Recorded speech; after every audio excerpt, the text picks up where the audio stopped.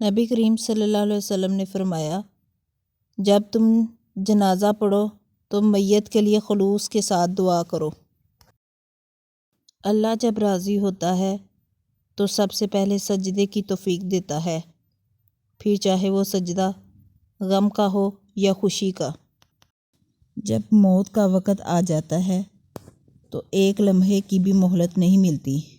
دعا کیجیے میرا اور آپ کا خاتمہ ایمان پر ہو، آمین۔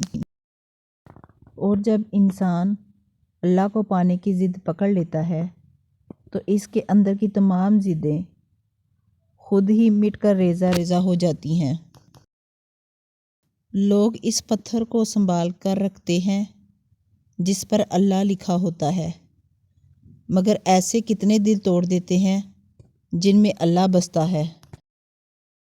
اے میرے رب، مجھ گناہگار کو کبھی گرنے مت دینا، میرا واحد سہارا تو ہے، مجھ پر اپنے کرم کے دروازے کھول دینا میرے مولا۔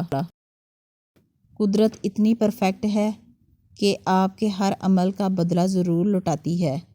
سکون فراہم کیجیے، یہ لوٹ کر آپ کے پاس آ جائے گا۔ کسی کی آنکھ میں آنسوؤں کا سبب ہے تو بھی انتظار کیجیے۔ دکھ، درد، تکلیف، اگر اللہ کی ناراضگی ہوتی تو یہ نبیوں کو نہ ملتی۔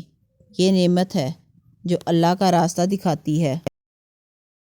ہمیشہ یہی سوچ کر جیو کہ میرے رب نے مجھے بہت کچھ دیا ہے، اگر وہ مجھے میرے اعمال کے برابر دیتا تو میرے پاس آج کچھ بھی نہ ہوتا۔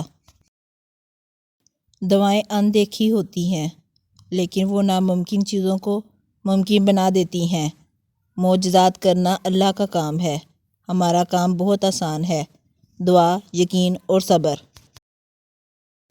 اللہ ہمیں کبھی ایسی مشکل میں نہیں ڈالتا جس سے ہم نکل نہ سکیں، ہمیشہ کوئی نہ کوئی راستہ ضرور ہوتا ہے۔ دعا کریں وہ راستہ آپ کو نظر آ جائے۔ ہمیشہ اپنے رب سے پر امید رہو، کیونکہ اس پوری دنیا میں جتنی جلدی رب راضی ہوتا ہے اتنی جلدی کوئی راضی نہیں ہوتا۔ تم وہ مانگتے ہو جو تمہیں اچھا نظر آتا ہے، اللہ وہ دیتا ہے جو تمہارے لیے اچھا ہوتا ہے۔